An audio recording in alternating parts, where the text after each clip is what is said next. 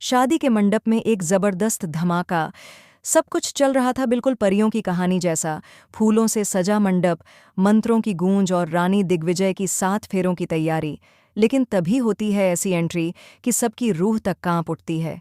एक लड़की आती है गण तान कर, सीधा रानी के सिर पर, और कहती है, बहुत हो गया ये शादी का ड्रामा, अब असली खेल मैं दिखाऊंगी। जैसे ही वो अपने चेहरे से चश्मा हटाती है, पूरे मंडप में सन्नाटा छा जाता है, क्योंकि वह नैना नहीं बल्कि अनीशा होती है।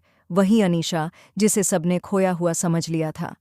दिग्विजय भी हैरान होने का नाटक करता है और कहता है, अनीशा, तू वापस आ गई?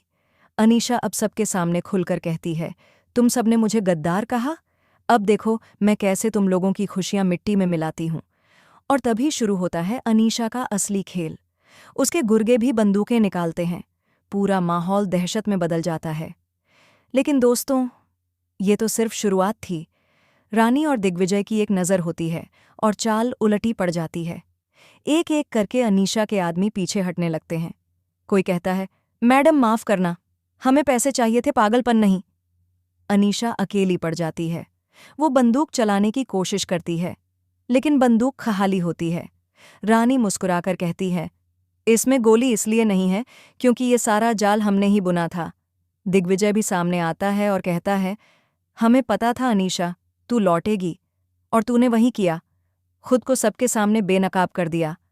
और तभी एंट्री होती है पुलिस की। इंस्पेक्टर आते हैं, अनीशा को हथकड़ी लगाते हैं और कहते हैं, अब नाटक बहुत हो गया, चलो तुम्हारी असली जगह जेल। अनीशा चिल्लाती है, पर कोई असर नहीं।